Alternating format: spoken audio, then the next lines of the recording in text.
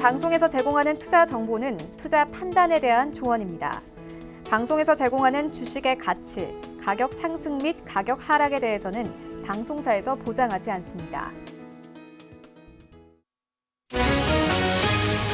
간추린 경제 뉴스입니다. 미국과 중국이 고위급 무역 협상을 사흘 앞둔 현지 시간 7일 차관급 실무 협상에 들어갔습니다. 백악관은 양측은 지난 몇 주간의 실무 협상을 기반으로 할 것이라면서 협의 주제는 중국의 기술 이전 강요와 지식재산권, 서비스, 비관세 장벽, 농업 등이 될 것이라고 설명했습니다. 뉴욕 증시가 미중 무역 협상에 대한 회의적인 전망이 제기되면서 하락했습니다. 뉴욕 증권거래소에서 다우존스 지수는 0.36%, S&P 500 지수는 0.45%, 나스닥 지수는 0.33% 하락하며 거래를 마쳤습니다. 닐 카시카리 미니애폴리스 연방준비은행 총재는 현지 시간 7일 한 연설에서 지금 연준은 경제를 지원하기 위해 금리 인하라는 조치를 써야 한다고 주장했습니다. 카시카리 총재는 지금 연준은 경제를 부양해야 할 때라며 경제는 더 많은 위험에 직면해 있으며 금리 인하 도구를 써야 한다고 말했습니다. 북한의 잠수함 발사 탄도미사일 SLBM 발사에 대응한 영국과 프랑스, 독일의 유엔 안전보장이사회 회의 소집 요구에 주 유엔 북한 대표부가 강력히 반발했습니다. 안보리 소집에 대해 결코 좌시하지 않을 것이라고 밝혔습니다. 또 영국, 프랑스, 독일을 비판하는 한편 미국이 배후에 있다는 주장을 펼쳤습니다.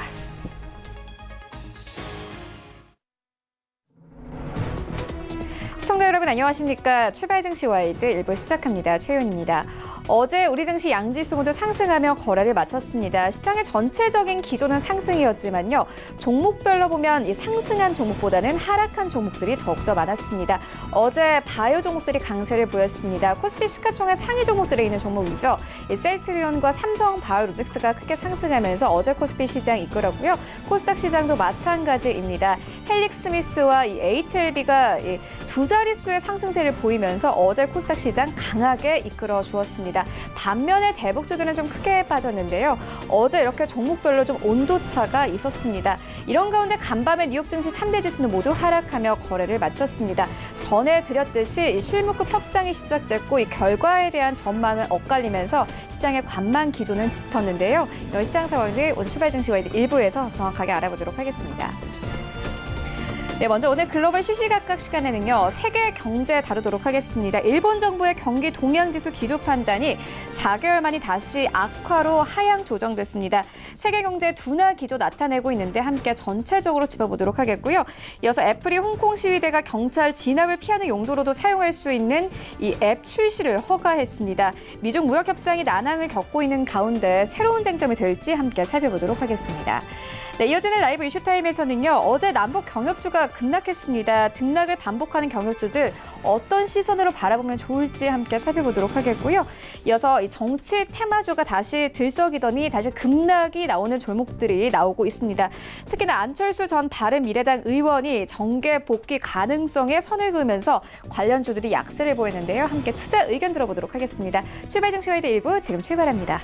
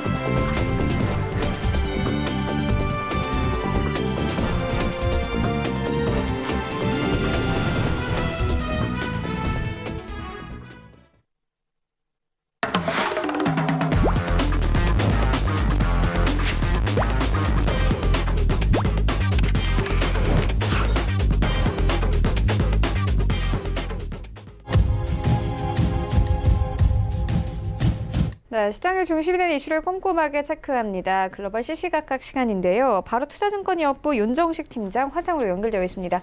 안녕하십니까? 네, 안녕하세요. 네, 먼저 간밤에 시장 상황부터 살펴보고 가도록 하겠습니다. 미국과 중국의 무역 협상에 대한 이 좀 결과에 대한 전망이 엇갈리면서 이 간밤에 시장은 3대 지수 모두 하락하면서 거래를 마쳤습니다. 하지만 좀 개별 이슈가 시장에 강하게 작용이 됐는데요. 가장 특징적인 것은 이 증권사들이 엔비디아의 목표 주가를 상향 조정한 점입니다. 시장 상황을 조금 더 자세하게 짚어주시죠. 네, 이 전일 중국 증시 같은 경우는 사실 이 등락이 좀 있었습니다. 장 초반 하락해서 출발했다가 장 중반에 상승도 갔었는데 다시 하락으로 마감하면서 좀 출렁이는 그런 모습들을 보여줬지만 전체적으로 하락한 폭 자체는 조금 작았습니다. 이 지수부터 정리를 해드린다면요. 다우존스 30 산업 평균 지수는 전장보다 0.36% 하락한 26,478.02에 거래를 마쳤고요. S&P 500 지수는 0.45% 하락한 2,938.79에, 그리고 나스닥 지수는 0.33% 하락한 7,956.29에 장을 마쳤습니다.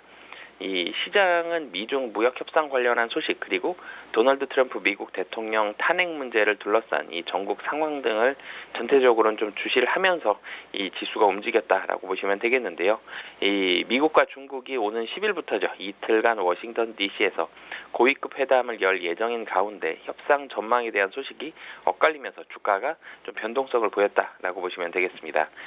일부 외신 같은 경우는 지난 6일 류허 중국 부총리가 이번 협상에서 산업 통상 정책과 관련한 핵심 쟁점에 대한 논의를 거부할 것이라고 자국 협상단 관료들에게 말했다고 보도를 했는데요. 이렇게 이 무역 회담이 이 미중 무역 협상이 순조롭지 못하리라는 우려감들이 커지면서 주요 주가 지수는 하락하면서 출발했습니다. 하지만 반대되는 발언이 미국에서 나왔는데요. 이 레리 커르들러 이 백악관 국가경제자문위원회 위원장이 중국과 단기적인 협상 타결에도 가능성이 열려 있다라고 얘기를 하면서 투자 심리가 회복을 했습니다. 이 커들러 위원장 같은 경우는 폭스뉴스와의 인터뷰에서 이번 주 무역 회담에서 진전을 이룰 것이라는 점을 낙관하고 있다면서 중국 정부가 가져올 모든 제안에 대해 열려 있다라고 얘기를 했습니다. 그러면서 다양한 생각에 열려 있으면서 일부는 단기적이고 일부는 또 장기적일 수 있다라고 얘기를 했습니다. 이런 커들러의 발언에 이 주요 지수 같은 경우는 하락에서 다시 상승 반전했지만 이 장 후반 다시 이 마이너스 하락하면서 이 재차 고꾸라지는 그런 모습들을 보여줬습니다. 이 폭스 비즈니스의 에드워드 로렌스 기자 같은 경우는 자신의 트위터를 통해서 중국 상무부가 미국과 부분적인 무역 합의를 타결할 준비가 돼 있다고 했지만 지식재산권 관련한 문제 쪽에서는 국내법을 바꾸는 일은 절대로 없을 것이다라고 이 얘기를 했는데요. 이 전체적으로 이 미국과 중국 쪽에서 나온 발언들을 이 정리를 해보면 지식재산권 같은 경우는 사실은 법을 수정해야 되는 그런 부분들도 있고요. 합의하는데 시간이 사실 좀 오래 걸립니다. 이렇게 협상 의제에 대해서 시간이 많이 걸리는 부분들은 내년 쪽으로 미룰 가능성 현재로서는 좀 높아 보이고요. 단기적인 부분들, 그리고 좀 협상을 이루기 쉬운 부분들은 이 레리 커들러도 이런 단어를 썼는데 쇼텀이란 단어를 썼습니다. 이 단기적인 협상, 이런 부분에 있어서는 금년 안에도 어느 정도 좀 협상이 이루어질 가능성이 있기 때문에 이제는 미국과 중국 무조건적인 협상하기에는 부담스럽고 내년까지 미루자니 경기가 상당히 좀 침체가 되고 있기 때문에 이 지금 유럽 쪽에 있어서도 경기 침체 상당히 좀 이루어지고 있습니다. 그런 부분들이 있기 때문에 일부라도 이 협상하기 조금 쉬운 부분들은 금년에 좀 협상을 하면서 갈 가능성이 현재로서는 좀 높아 보인다라고 보시면 되겠고요. 이 유로존에 있어서의 이 경제 지표 부진도 이 미국 시장 하락에 조금 더 힘을 보탰었습니다. 이 유로존 최대 경제국이죠. 독일의 8월 제조업 수준은 전월 대비해서 0.6%가 감소를 했는데요. 시장 예상치는 0.2% 증가였습니다. 증가 폭이 줄어들어도 시장에서는 악재로 받아들일 텐데 증가 0.2%에서 0.6% 감소로 바뀌었기 때문에 이런 부분들은 좀 우려감으로 나타났고요. 이 트럼프 탄핵을 둘러싼 미국 이 전국 상황도 조금은 불안한 그런 모습들을 보여주고 있습니다. 트럼프의 우크라이나 의혹에 관한 내부 고발자가 더 있다라는 보도가 나왔고요. 우크라이나 관련 의혹이 거세지면서 무역 협상에서 중국이 시간 끌기에 나설 가능성을 더 키울 것이라는 분석까지 좀 나왔습니다. 그렇기 때문에 트럼프의 의혹이 우크라이나에서 중국 미중 무역 협상 지연까지 좀 이어지면서 이런 부분들도 시장의 악재로 받아들여졌고요. 이 전체적으로 지표 같은 경우는 어느 정도는 좋은 모습들을 보여줬습니다. 연방준비제도의 이 미국의 8월 소비자 신용이 전달 대비 179억 달러 늘어났고요. 연율료는 5.21% 늘어났습니다. 이 월스트리트 전문가 예상치보다도 훨씬 큰 규모로 늘어났고요. 지표 같은 경우는 하지만 미국의 증시에는 큰 영향은 미치지는 못했습니다. 이 주요 업종도 좀 말씀을 드리자면은 엔비디아가 미국 증시에서는 가장 크게 좀 주목을 받았었는데요. 전일 같은 경우 엔비디아 같은 경우는 RBC 캐피탈에서 목표 주가를 상향 조정했습니다. 국내 증시 같은 경우도 이 반도체 관련한 종목들 상당히 좋은 모습들 보여주고 있는데요. 이 RBC 캐피탈은 엔비디아의 목표 주가를 190억 달러에서 217달러로 10% 이상 상향을 시켰습니다. 상당히 좀 많이 상향을 시킨 건데요. 이런 부분에 힘입어서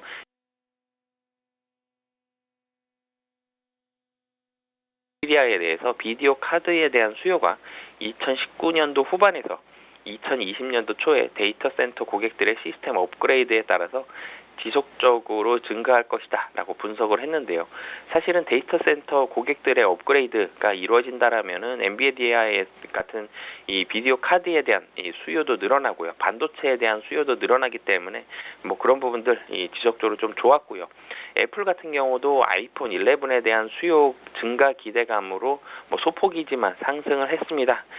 그러면서 이 애플 관련한 종목들도 분위기 좀 지속적으로 좋아지고 있다라고 보시면 되겠는데요. 이 전일 같은 경우도 실리콘 모션이 아이폰 11에 대한 수요 증가로 3분기 매출 전망을 상향 조정했는데요. 이러면서 실리콘 모션 같은 경우도 6.83% 상승을 했습니다. 이에 힘입어서 스카이웍도 0.29%, 사이러로직도 1.28% 상승하면서 애플 관련한 종목들도 분위기가 좀 좋았다라고 보시면 되겠고요. 그 밖에도 바이오, 제약 관련한 종목들도 좋았습니다.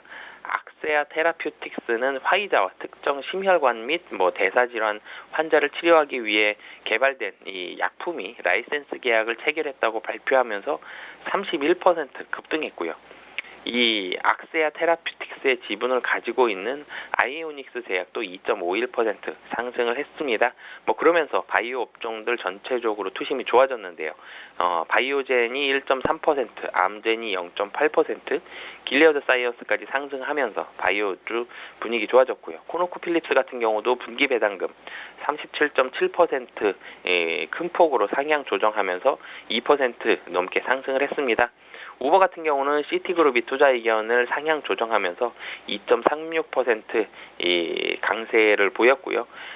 하지만 좀 전에 말씀드렸던 대로 반도체 그리고 아이폰 그리고 이 엔비디아 같은 종목들 그리고 여기에다가 좀 전에 말씀드렸던 바이오 제약 관련한 종목들을 제외하면은 나머지는 사실은 시장 후반에는 좀 차익 실현 매물들이 좀 나오면서 하락하는 그런 모습들을 보여줬지만 하락폭 자체는 크지 않았기 때문에 전체적으로는 하락폭이 크지 않게 3대 지수 모두 좀 하락을 했다라고 보시면 되겠습니다.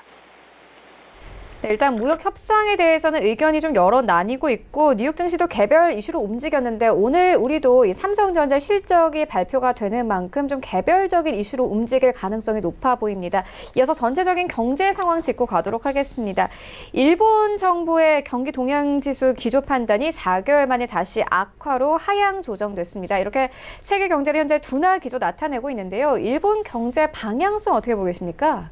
네, 사실은 일본 경제 기조 판단이 4개월 만에 악화로 하향 조정됐습니다. 국내 경제 상당히 좀 좋지 않기 때문에 지금 미국만 어느 정도 경제 지표가 선방을 하고 있는 그런 부분들이 있고요. 유럽도 그렇고요, 일본도 그렇고 한국도 그렇고 대부분의 나라들이 경기 지표, 경기 동향 지수도 마찬가지고요. 대부분이 경기 침체를 보여주고 있기 때문에 일본도 사실은 이 경기 지표 지속적으로 좀 좋지 않으면서 경기가 악화될 가능성이 현재로서는 좀 높아 보입니다. 뭐 그렇기 때문에 미국과 중국 무역 협상에 대해서 전체적인 타결이 아니더라도 일부 타결 얘기가 뭐 지속적으로 좀 나오고 있는 부분들이 전 세계적인 경기 침체에 따른 뭐 그런 이 결과다라고 보시면 되겠는데요. 일본 정부의 경기 동향지수 기조 판단이 4개월 만에 다시 악화로 하향 조정됐습니다. 10월 1일에 이루어진 소비세율 인상의 경기 침체 가능성이 높은 이런 시점에 성급히 이루어진 것 아니냐라는 비판의 목소리가 일본 내에서 상당히 커지고 있는 그런 부분들인데요. 이 뭐 가장 큰 원인은 이 미중 무역 전쟁 증가에 따른 중국 경기 둔화가 해외 경제 부진에 이 상당히 직격탄을 줬고요. 이런 부분들을 일본도 피해갈 수가 없었습니다. 일본 내각부에서는 이 향후 지수 추세를 예상하는 이런 기조 판단을 경기 침체 가능성이 높음을 뜻하는 악화로 낮췄는데요. 지난 3월 2013년 1월 이후에 6년 2개월 만에 악화로 낮췄고요. 이 이후에 다시 부정적으로 좀 돌아섰다라고 보시면 되겠는데요. 과거 기조 판단이 악화했던 것은 글로벌 금융위기 리먼 사태가 일본을 강타했던 2008년 6월에서 2009년 4월입니다. 그리고 유럽 금융위기 이후에 유럽에서 경기 침체가 상당히 좀 강했었던 2012년 10월에서 2013년 1월 이 두 차례의 두 기간밖에 없었는데요. 하지만 올 들어서는 벌써 두 차례나 악화로 평가받는 시기가 나왔습니다. 뭐 이런 만큼 이 일본의 경기 후퇴에 대한 부분들 우려감 상당히 이 일본 내에서도 증가가 되고 있다라고 보시면 되겠는데요. 여기에다가 소비세율이 8%에서 10%로 인상하는 게 이달 초에 이루어졌습니다. 이런 부분들에 대한 비판도 이 일본 내에서 이 경기 둔화 추세가 뚜렷이 이루어지는 이런 최악의 시점에 내수 위축을 가져올 수 있는 소비세율 인상이 이런 폭탄으로 투척됐다는 이런 시각이기 때문에 일본 내에서의 뭐 비판적인 시각도 나오고 있습니다. 뭐 그런 부분들까지 본다라면 일본에서는 지금 현재 경기에 대한 자신감으로 인해서 사실은 소비세율 인상이 이루어졌다기보다는 이 경기 침체와 같이 이루어져 있기 때문에 일본 경기는 뭐 향후에도 좀 우려감이 좀 많은 상황이다라고 말씀드릴 수 있겠습니다. 네, 전체적인 경제 상황 짚고 왔고요. 이어서 다음 이슈로 옮겨가 보도록 하겠습니다. 애플이 홍콩 시위대가 경찰 진압을 피하는 용도로도 사용할 수 있는 기능의 앱 출시를 허가를 했습니다. 미중 무역 협상이 난항을 겪고 있는 가운데 새로운 쟁점이 될 가능성도 높아 보입니다. 어떻게 보고 계십니까? 네, 사실은 이 애플이 이 홍콩 시위대가 경찰 진압을 피할 수 있는 용도로 사용할 수 있는 기능의 앱 출시를 허가를 했습니다. 사실은 이 애플이 홍콩 맵 라이브라는 앱인데요. 이 앱 출시를 불허하기로 한 당초 결정을 취소를 하고 지난 4일이었죠. 앱 판매를 승인했다라고 보도를 했습니다. 사실은 이 앱이 이 시위에 쓰이는 앱이 아니라 웹사이트의 모바일 버전으로 지도 위에서 이모티콘을 표시해서 사용자들이 교통사고가 난 지역이나 혼잡 지역을 표시할 수 있는 이런 정보를 제공하는데요. 뭐 내비게이션과 같은 뭐 그런 교통 혼잡 지역을 피할 수 있는 이런 목적으로 사실은 이 앱을 개발했다라고 보시면 되는데요. 하지만 앱 이용자들이 직접 정보를 올리거나 편집할 수 있기 때문에 이 홍콩 어떤 지역에 한 이용자가 경찰 병력이 어느 정도 모여 있다. 이런 부분들을 실시간으로 앱에 올리면 이 정보를 공유한 홍콩 시위대들이 그 지역을 우회해 이동하는 용도로 사용할 수 있는데요. 이런 우려감들이 있기 때문에 애플에서는 지난 2일 이 앱의 홍콩 내 판매를 불허했습니다. 하지만 이 앱에 대한 사용이 다시는 이 비판이 거세지면서 이 앱에 대한 개발자들도 그렇고요. 트위터에서도 그렇고 구글 웨이즈 같은 경우도 교통 경찰의 단속을 피할 수 있도록 도와주는데 이 비슷한 용도의 이런 앱도 허가를 해줘야 되는 게 아니냐. 이런 조치는 이 중국 정부를 기쁘게 하는 것 아니냐. 이런 지적들이 지속적으로 나오고 또 비판들이 거세지자 애플이 입장을 바꿔서 이 앱의 판매를 다시 승인하는 그런 모습들을 도와줬는데요. 이렇게 되자 다시 중국은 애플 같은 경우는 홍콩 폭도범들과 공범이다. 라고 보도를 하면서 이 애플을 상당히 좀 비난하고 있다라고 보시면 되겠는데요. 애플 애퍼가에 대한 뭐 이런 입장들이 사실 애플은 조금 난감한 상황입니다. 무조건 막기도 그렇고 그렇다고 중국이 지금 뭐 애플의 이 판매 1위를 가장 많이 판매되는 나라인 중국도 무시할 수가 없는 그런 상황인데요. 중국의 이런 비판까지 좀 나오고 있기 때문에 애플에서는 뭐 공식적인 답변을 아직 뭐 내놓지는 않고 있지만 앱을 우선은 뭐 판매를 허가를 했기 때문에 어느 정도는 사용이 좀 될 것으로 보여지고요. 지금 뭐 다른 앱에서도 비슷한 용도로 사용이 될 수 있기 때문에 이걸 다시 뭐 판매를 막기는 쉽지는 않아 보입니다. 이제는 애플에 있어서의 중국 뭐 비난과 중국의 판매량을 뭐 조금 더 신경 써야 될 상황이다라고 보시면 되겠습니다. 네, 알겠습니다. 지금까지 바로 투자증권연구 윤정식 팀장과 함께했습니다. 고맙습니다. 네, 감사합니다.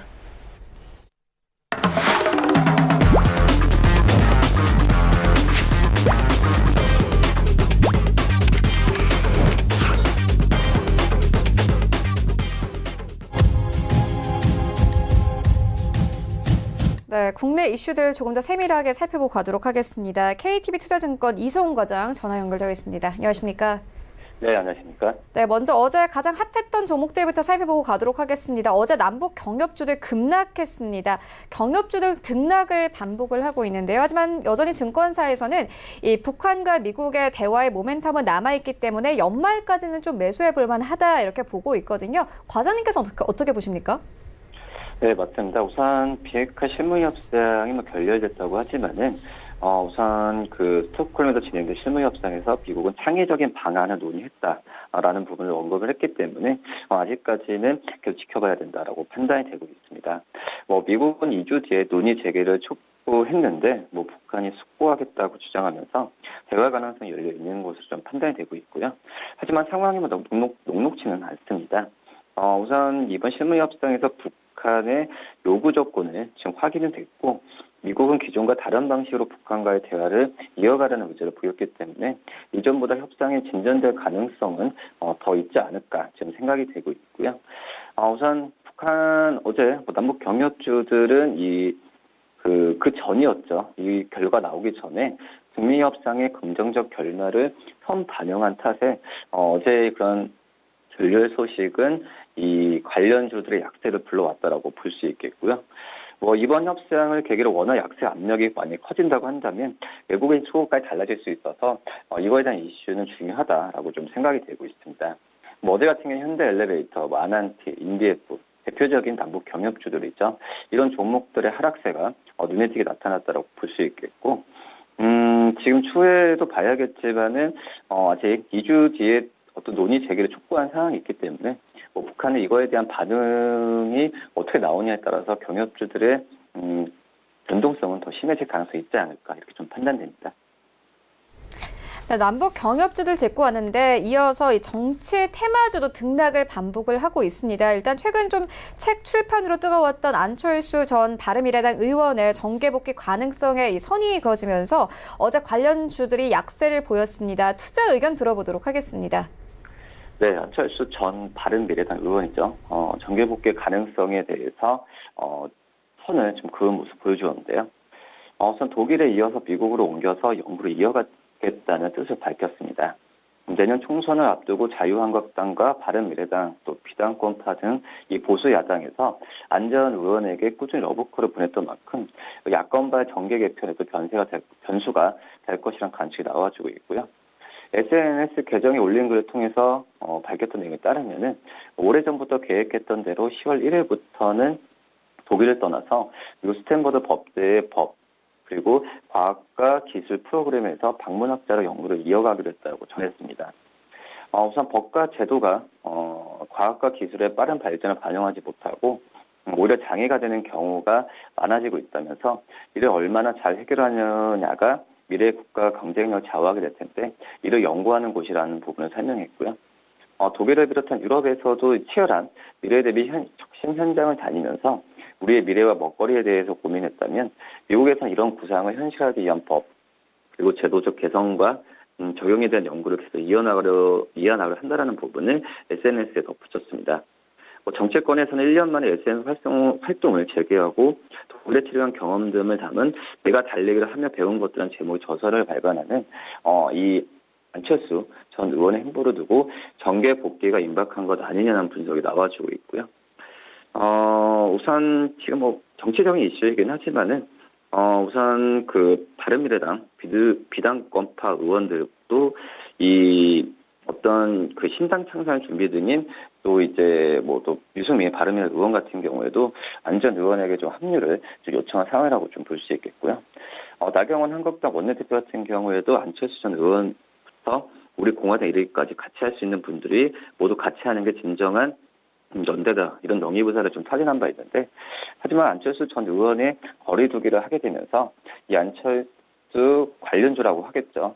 그런 대표적 안내비라 볼 수 있겠는데 안내비에 대한 안내비의 좀 하락세 좀 이런 부분이 좀 나오지 않았나 이렇게 좀 판단됩니다. 네, 안랩, 써니전자증 어제 좀 급락이 나왔는데 계속 주가 흐름은 2부에서 따라가 보도록 하겠습니다. 이어서 바이오주 살펴보고 가도록 하겠습니다. 어제 우리 시장 바이오주가 이끌었다 봐도 좀 과언이 아닌데요. 특히나 헬릭스미스 같은 경우에는 자체 공시로 어제 상한가를 기록하기도 했습니다. 헬릭스미스 주가 방향 어떻게 보고 계십니까? 네, 세계 최대 자산운용사의 지분 취득 사실을 공시한 신라젠 같은 경우에도 그렇고 이 자신의 신약 후보물질의 안정성과 유효성 입증했다는 공시를 내면서 헬릭스미스도 어제 상한가로 좀 직행한 모습 보여주었는데요. 지금 그동안 연이은 악재로 주가가 급락했던 주요 바이오 업체들이 신약 임상 지속 기대감 나타나면서 주가를 일부 회복한 것으로 좀 보고 있습니다. 헬릭스미스는 개장 전에 엔젠시스가 미국에서 실시한 임상 3-1비상 결과 안정성과 유효성이 입증됐다는 내용의 공시를 올렸고요. 이 엔젠시스 같은 경우에는 당뇨병성 신경병증이죠. 치료제 후보 물질인데 헬릭스미스 측은 이번 3-1비상 같은 경우에는 이 미국 FDA로부터 별도의 임사 시험 계획서 승인 과정을 거친 독립적인 두 번째 임상 3상이라면서 임상 시험 결과 주 평가와 이제 부평가 지표인 12개월 안정성과 유용성 지표 모두 입증하는 데 성공했다는 부분을 밝혔습니다. 헬릭스미스는 지난달 17일이었죠. 장중한때 20만 4천 원대까지 기록하면서 강세를 보였는데 같은 달에 23일이죠. 해당 후보 물질의 임상 과정에서 일부 환자가 위약과 약물을 혼용했을 가능성이 발견됐다면서 결과 발표를 연기했는데요. 이 같은 발표 이후에 주가가 이틀 연속 하락가를 기록하면서 약세를 보이다가 우선 전일에 임상 기대감이 살아나면서 상한가를 좀 기록했습니다. 지금 이제 9만 원대를 넘겼는데요. 우선 바이오 관련 악재는 이제 나올 만큼 다 나왔다는 평가가 많습니다. 이번 헬릭스미스 공시를 통해서 불확실성이 일부 해소되는 측면이 있다라는 부분을 말했는데 임상 진행 여부의 의문 보호가 커졌던 신라젠 같은 경우에도 상한가를 기록하면서 이번 달 들어서 좀 반등세가 좀 크게 나오는 모습 보여주고 있고 일각에서는 외국인들의 지분 대량 매입으로 신뢰도가 높아졌다는 평가도 이 신라젠한테 좀 내리고 있는 상황이고요. HIV 같은 경우에도 이 리보세탄이 매 임상 결과 양호하게 나오면서 바이오주 투자 기대감을 높이고 있는데 이 HIV 같은 경우도 지난 2일이었죠. 스페인 바르셀로나에 개최된 유럽 종합학회에서 발표한 항암 신약 후보 물질 리보세탄님의 임상 3상 결과가 베스트 오브 S모에 선정됐다고 밝혔습니다. 회사 측에 따르면 이 베스트 오브 S모라에 오르려면은 이 학회에 제출된 3천여 표 중 가장 뛰어나고 주목을 받을 만한 내용을 해당 논문에 담아야 한다라는 부분을 밝혔는데요. 이처럼 신약 개발 업체들은 주가가 급등했지만 주요 바이오 시밀러 업체들의 주가 상승률은 상대적으로 낮았습니다. 우선 지금 세트로의 삼성바이오로직스는 어제 3에서 2%대 상승세를 보여주면서 여전히 어떤 바이오 업체들 안에서도 이 종목별 장세가 나오지 않나 이렇게 보입니다. 네, 그렇다면 과장님 지금 좀 바이오 종목 담아봐도 되겠습니까? 제가 봤을 때는 이 급등과 급락을 반복하는 어떤 이제 임상 결과에 따라서 움직이는 종목들한테는 투자하는 부분이 좀 약간의 좀 신중해야 된다라고 판단이 되고 있고요. 우선 이런 이벤트성에 대한 부분이 예상하기, 결과를 예측하기 힘든 상황이고 차라리 오히려 이런 종목들보다는 세트리온이나 같은 이런 실적 위주의 종목들에 접근하는 전략이 좋지 않을까 이렇게 판단이 됩니다. 뭐 전일 같은 경우도 신할 개발 업체의 주가 급등은 좀 심리적 요인이라고 좀 판단이 되고 있고요. 뭐 대형 제약사나 바이오시밀 업체들 위주로 투자하는 게 안전하지 않을까 하는 생각이 되고 있습니다. 네, 바이오주 같은 경우에는 임상에 따라 좀 등락이 큰 종목보다는 실적 위주의 종목에 좀 투자를 해봐야 한다 이렇게 짚어주셨습니다. 이어서 다음 업종도 살펴보고 가도록 하겠습니다. 최근 이 자동차 업종에 대한 전망도 뜨겁습니다. 3분기 환율 효과 등에 힘입어서 이 어닝 서프라이즈 기록할 것이다라는 리포트도 나오고 있는 상황인데요. 어떻게 보고 계십니까? 네, 현대기아자동차의 3분기 실적이 호조를 보일 것으로 관측되고 있는데요. 작년 3분기에 어닝 쇼크에 따른 기저효과와 현대차 팰리세이드, 기아차 텔루라이드 같은 신차가 좀 호조되면서 여기에 또 환율 효과 등의 시적 호조에 직접적인 영향을 미칠 것으로 전망이 나와주고 있고요. 3분기 현대차 영업이익 컨센서스는 전년 동기 대비보다 258% 증가한 1조 363억 원으로 지금 집계가 될 가능성이 크다라고 볼 수 있겠고, 이 같은 기간 매출액은 5.8% 증가한 25조 8,400억 정도가 예상이 되고 있습니다. 순이익은 197% 증가한 9,100억 원으로 지금 집계가 되고 있는 상태인데요. 기아차 영업이익 컨센서스는 302% 증가한 4,721억 원으로 지금 집계가 좀 되고 있는 상황입니다. 우선 현대차 실적과 관련해서는 미국 시장 판매 회복에 따른 가동률 개선, 대형 SUV 팰리세이드 신차 판매 본격화, 여러 가지 요인이 수익성 회복으로 이루어질 가능성이 좀 예상이 되고 있고요. 이 원화 약세가 지속되면서 수출 채산성이 개선되고 또 무파업, 또 임단열 타결로 가동 순수율이 없었기 때문에 임단열 타결에 따른 성과급 부담도 크지 않을 것이라는 부분이 지금 관측되고 있습니다. 그러면서도 3분기 중국 판매가 전년 동기 대비 3.4% 감소한 17만 5천 대로 감소세는 좀 지속되는 가능성이 크다라는 부분이 있고요. 중국 법인은 2분기에 이어서도 적자 구조가 지속될 가능성 부분을 좀 덧붙였습니다. 환율 환경과 믹스 개선이 현대차 자동차 수익성 향상에 지속적으로 기여하고 있는데, 현대차의 경우엔 4분기 이후에 제네시스, 또 그랜저 같은 이 고가 차량 출시, 그리고 또 이제 소나타 북미 판매 본격화 같은 이 볼륨 모델 글로벌 확대 등으로 이 팰리세이드에 의존해온 이익 회복이 더 가시화될 가능성이 크지 않을까 판단되고요. 미국 쪽에서도 손익이 회복되고 3세대 플랫폼이 또 적용 확대되고 신차 호재에 따른 부진 지역 회복이 이루어지면은 이익 회복은 더욱 가파를 가능성이 있지 않을까 판단이 됩니다. 반면에 이제 기아차 실적 말씀을 드리면은 내수 판매가 상반기에 굉장히 좀 부진했잖아요. 그런데 이 부분을 벗어나면서 회복세로 전환했고, 싱글 출시된 K7 그리고 셀토스, 또 모하베 수요가 좀 양호한 상태였고요. 미국 시장은 대형 SUV 텔라로이드의 성공적 출시에 따른 손익 구조 개선이 좀 추정되고 있습니다. 이 원화 약세로 인해 수출 생산성이 채산성이 좀 개선되는 부분을 긍정적이라고 볼 수 있겠고, 인도 공장의 경우에는 초기 적자가 불가피해 보이는데 성공적으로 시장에 진입했고, 중국 같은 경우에는 부진이 장기화하고 있지만 1공장 매각으로 고정비 부담은 좀 낮아졌습니다. 우선 국내 중심으로 판매가 증가하고 예상이익의 실적을 불린 것으로 판단되고 있고요. 신차 없이 미국 텔라로이드 출시와 환율 효과에 의존해온 기아차 이익 회복은 2020년 이후에 K5, 소렌토, 또 카니발, 스포티지 등의 글로벌 확대로 더 가시화될 가능성이 크지 않을까 이렇게 좀 판단이 되고 있습니다. 네, 반면에 9월에 좀 뜨거웠던 자율주행차 관련 종목들은 최근에 좀 쉬어가는 분위기입니다. 고점에 물린 분들 많을 것 같은데요. 관련된 종목들의 흐름은 어떻게 보고 계십니까?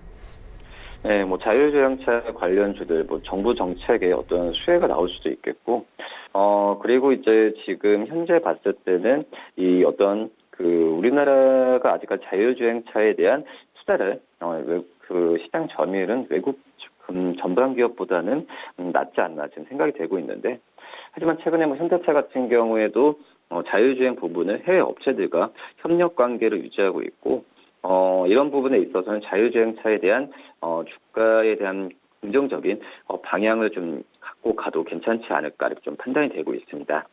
특히 이제 자율주행차 관련 중에서는 전방 기업들 외에 여러 가지 종목들이 많다라고 좀 볼 수 있겠는데, 지금 현재 같은 경우에 현존같은 대성 LTE, 대우부품, 모바일 플라이언스 같은 종목들인데요. 하지만 이런 종목들 같은 경우는 아직까지 자율주행차에 의한 실적보다도 좀 본업에 대한 실적이 더 비중이 많이 크기 때문에 이런 자율주행차에 대한 시장 확대되고 이거에 대한 그 시작이 잡혔을 때 그때 다시 한번 이런 종목들을 살펴보는 게 좋지 않을까 이렇게 좀 생각이 듭니다. 네, 알겠습니다. 이어서 실적 관련된 종목들도 짚고 가도록 하겠습니다. LG전자가 어제 잠정 실적을 발표했는데 어닝 서프라이즈 기록했습니다. 이와 함께 오늘 발표되는 삼성전자에 대한 실적에 대한 기대감도 높아지고 있거든요. 전체적으로 좀 짚어주시죠. 네, 삼성전자, LG전자가 이제 3분기 경영 실적 발표에서 관심이 많이 가고 있습니다. 뭐 두 기업 다 시장 전망치가 크게 웃도는 실적을 거둘 가능성이 크다라고 좀 생각이 되고 있는데 LG전자는 발표를 했죠. 잠정 실적을 통해서 향후 잔밋빛 전망의 설득력을 좀 더한 상태인데요. 우선 연결기준 매출액과 영업이익은 15조 6,990억 그리고 영업이익은 7,811억인데요.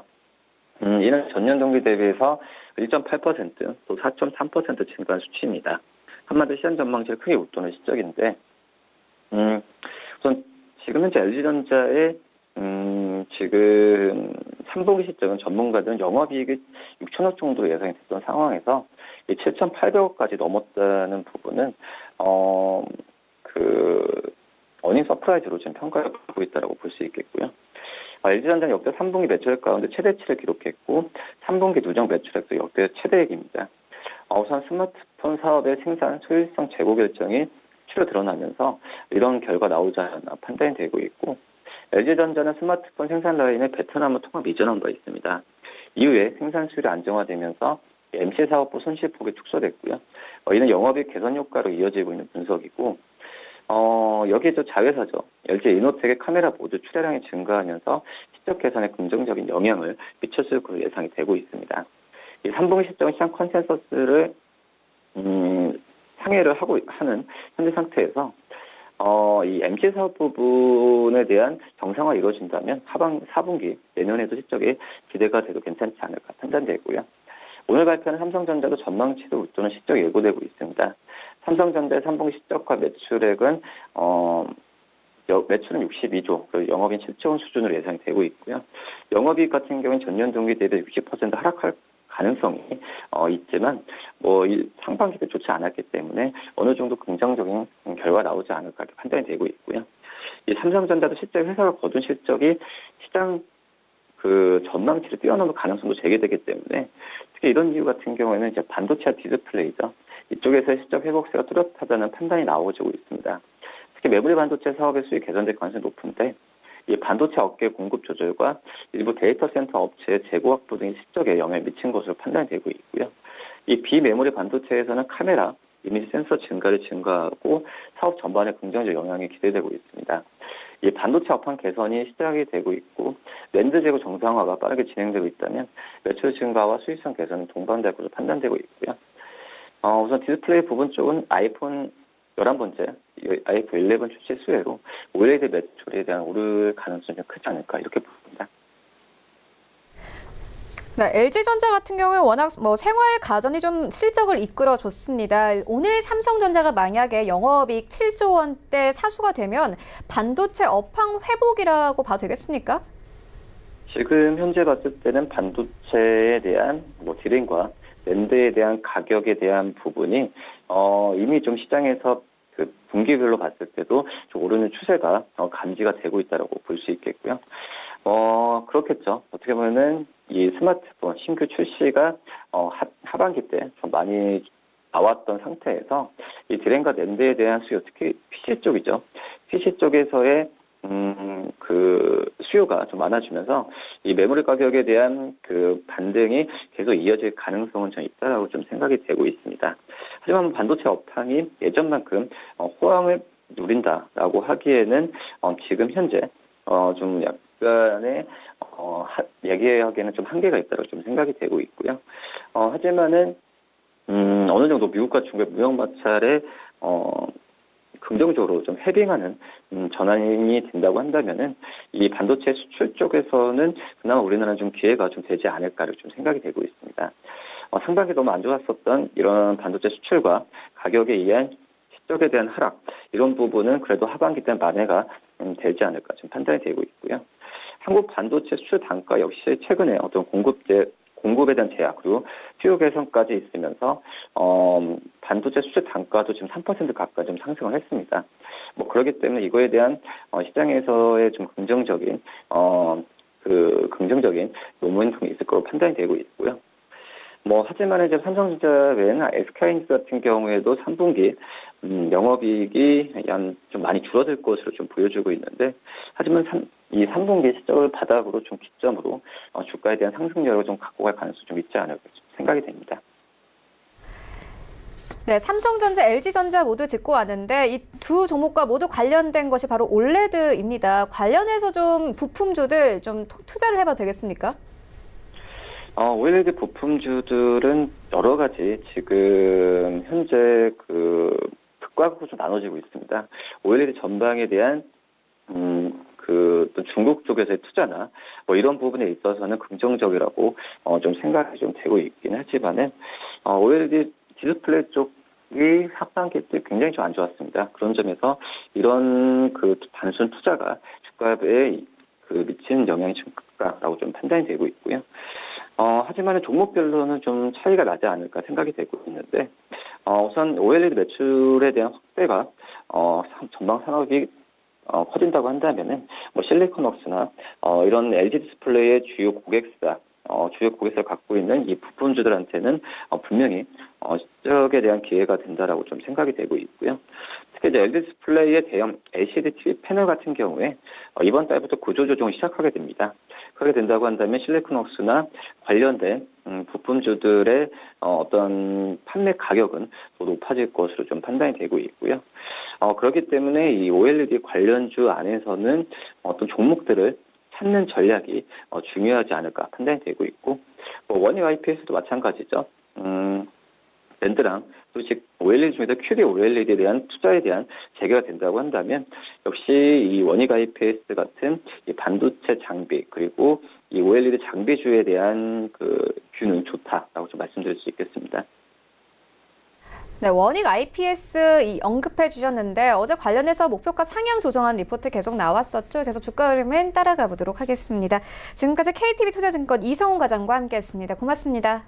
네, 감사합니다. 네, 1부는 여기서 모두 마치도록 하고요. 잠시 후 2부에서는 전문가들과 함께하는 종목 라이브쇼, 라이브 매매 타임이 이어집니다. 여기에 더해서 오늘 장에서 이슈몰이라고 있는 특징주까지 꼼꼼하게 살펴봐 드리겠습니다. 채널 고정해 주시고요. 저희는 잠시 후 2부로 다시 찾아오도록 하겠습니다.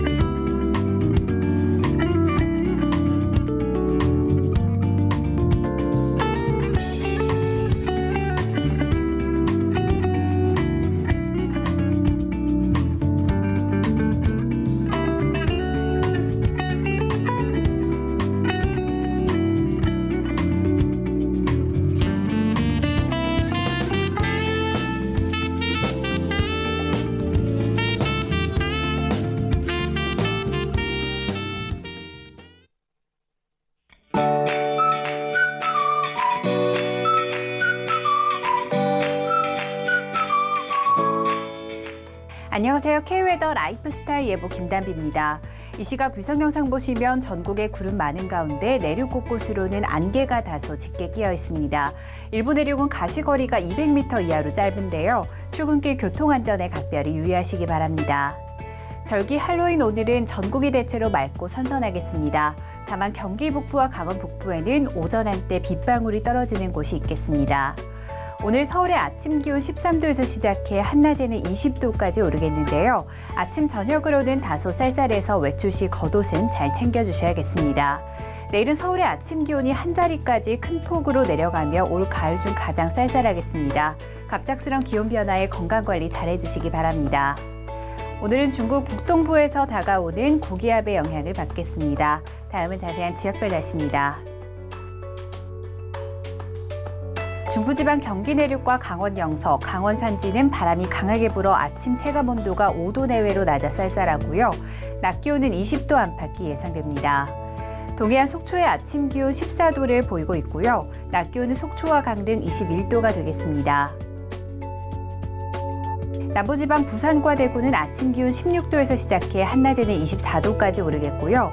광주의 낮 기온은 22도가 예상됩니다. 오늘 서해중부와 동해중부 먼바다는 바람이 매우 강하고 물결도 높게 일겠습니다. 항해나 조업하는 선박들은 각별히 주의하시기 바랍니다. 내일 아침 기온이 큰 폭으로 내려갔다가 모레는 다시 평년 기온을 되찾겠고요. 주말 동안 동해안을 중심으로 비가 내리는 걸 제외하면 당분간 대체로 맑겠습니다. 날씨였습니다.